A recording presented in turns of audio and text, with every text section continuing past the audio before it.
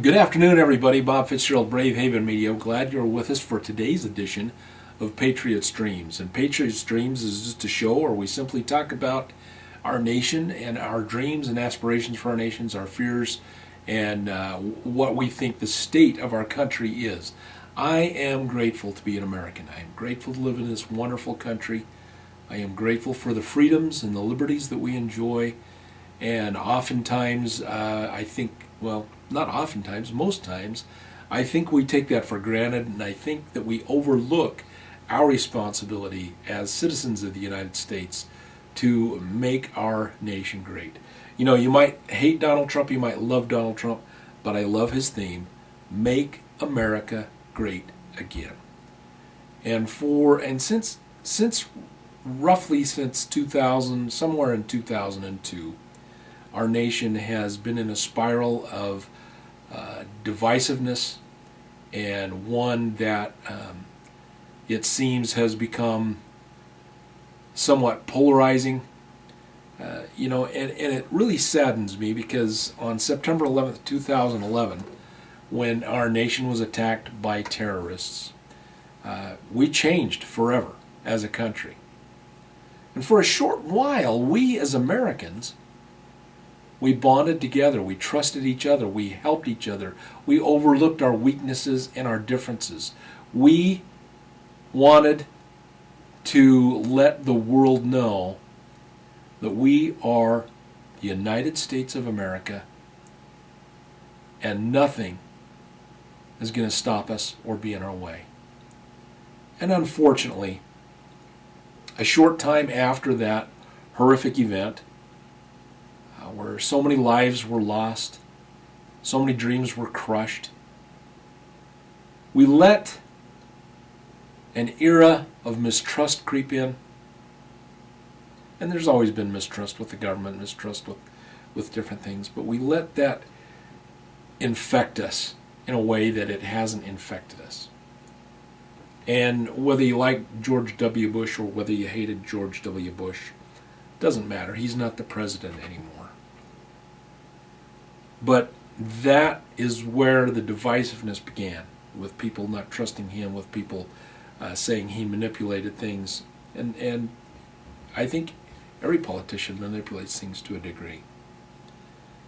But as he went through his presidency, the next 3.5, 4 years, well, it was a little over 3.5 years, he became more and more ineffective because more and more people distrusted him. Then as the election process came, we elected Barack Obama.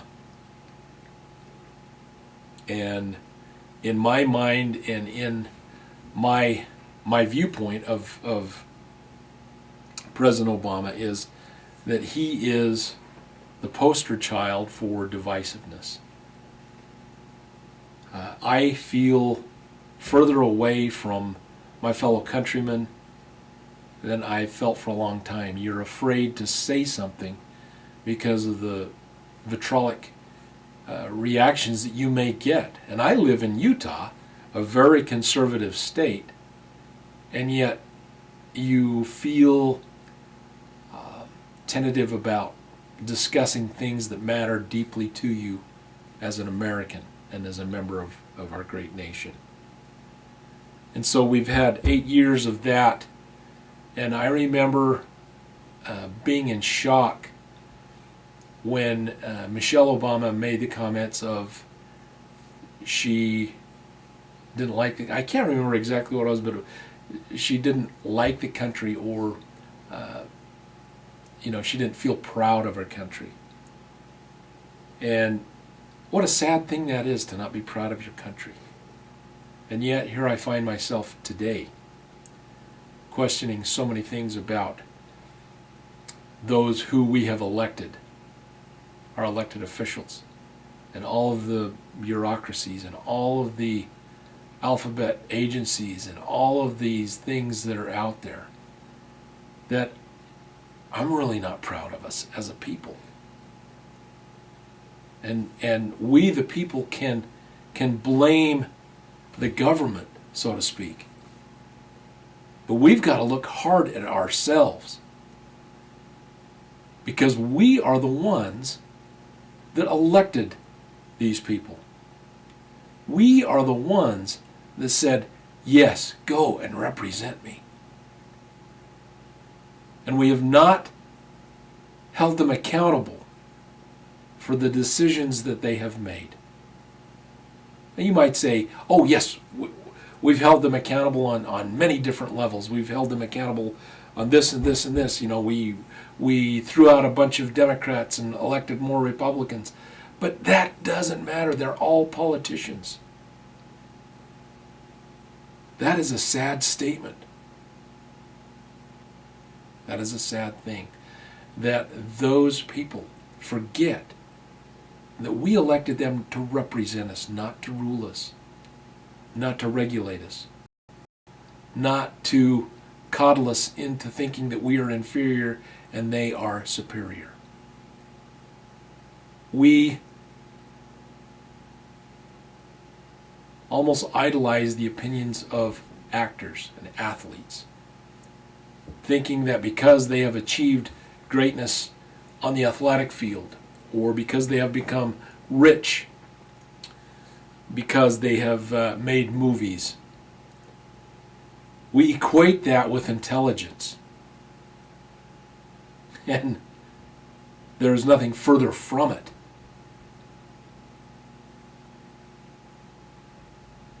Most of those people do not represent, they don't represent me. Maybe they do represent you.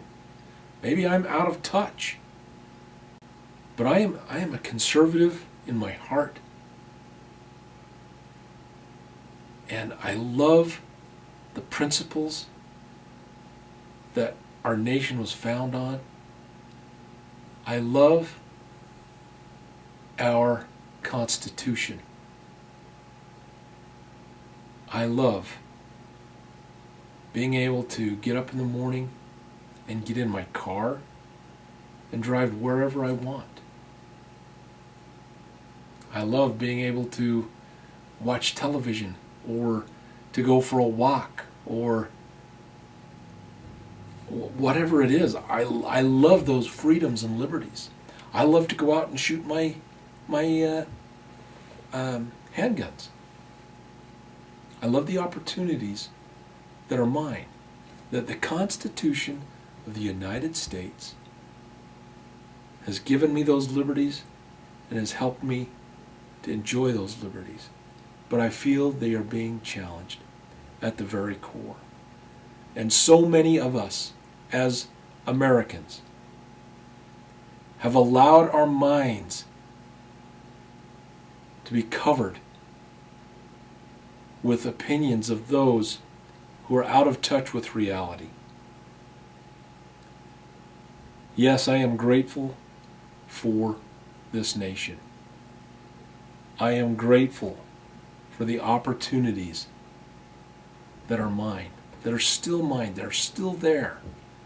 But I fear we're giving them away and we're giving them up because we think it's easier for someone else to tell us what to do. I would like to put a challenge to every American who hears this message to be involved.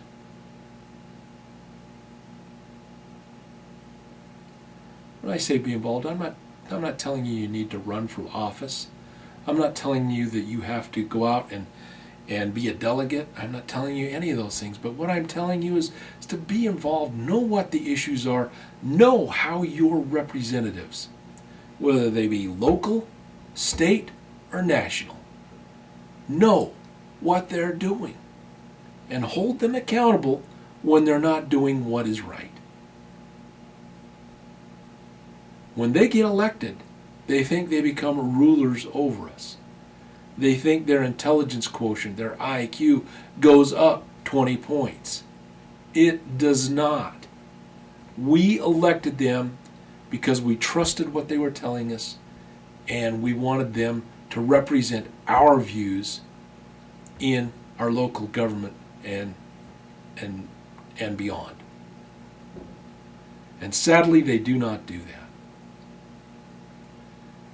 When I say be involved, go to these town hall meetings. And when you meet a politician, and don't be awestruck by them. They are not any better than you or I. We've just put them in a position to represent you or I. And don't pat them on the back and say, boy, what a great job you're doing, when you don't know what they're doing. Ask them the hard questions. Don't be afraid to ask them the hard questions. My wife was a delegate, and I think some of the local and national political those who had been elected to office, sorry, stumbled on my words there, but those who had been elected to office were surrounded by people who were saying, oh, we really love you, you're such a good guy or a good woman. What can we do to help? And then you get the pat answers. Well, you gotta do this, and we really have to do this, and we have to do that. You know what? They were doing the mantra of the party, not the mantra of the people. My wife had the tact, the ability to, and the tacitness to get in there and get to the root. What are you doing about this? Where do you stand on this? How come you voted this way on this issue? Those are the things those people need to hear. They need to know that we expect them to represent us. And so, I just ask you to be involved in that way. Know what's going on. I, for years, have been the kind that just put this blinder over my head and not really been that involved in a lot of things. And I accepted things. And then I looked around and I didn't recognize my nation. There are so many issues. Don't get caught up in the rhetoric that's out there. You know, we have Black Lives Matters, we have the Tea Party, we have people willing to die like Lavoy Finicum for their liberties. We have so many things that are out there, and we have become so polarized and so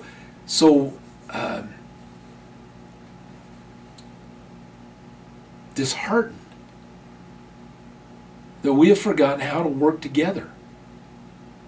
There are so many alphabet agencies that are quasi-government agencies that regulate our lives, that make it difficult for us to be united.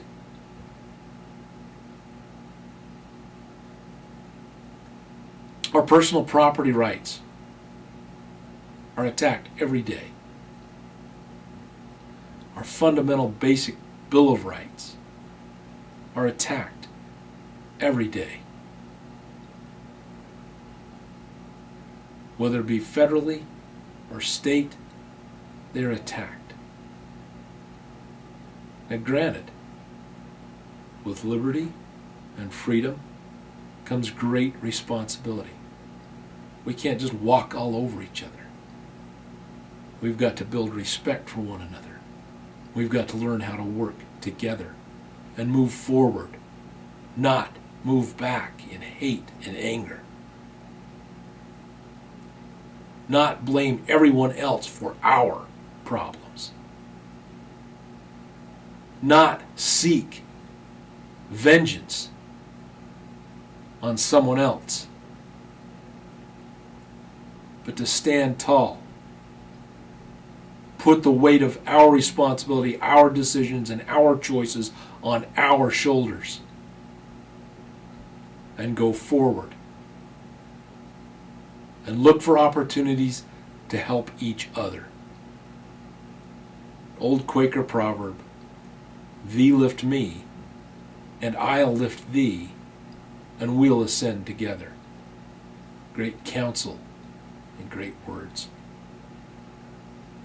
Had the phone number up there, and you know what?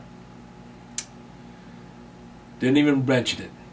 If anyone would like to call in, it's 801-738-8697, 801-738-8697.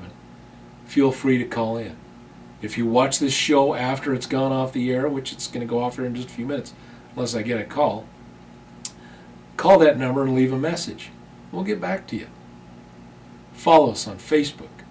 Follow us on Twitter. Just look up Brave Haven and you'll find us.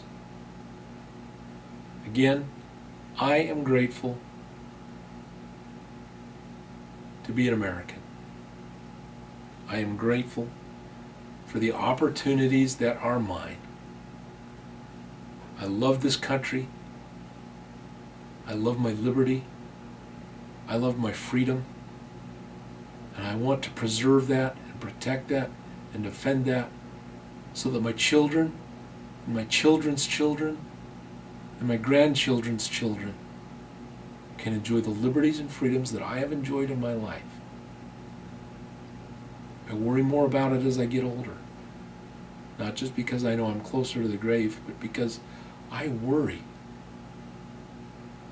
that those things that I've been able to do will be taken away.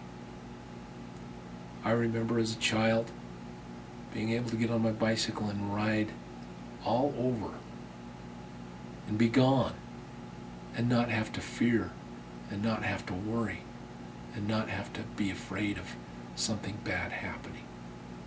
I want that for my children. I want that for my grandchildren. And I want that for your children and grandchildren. May God bless America. And may God bless each of you. Thanks for tuning in to this episode of Patriots Dreams. See you later.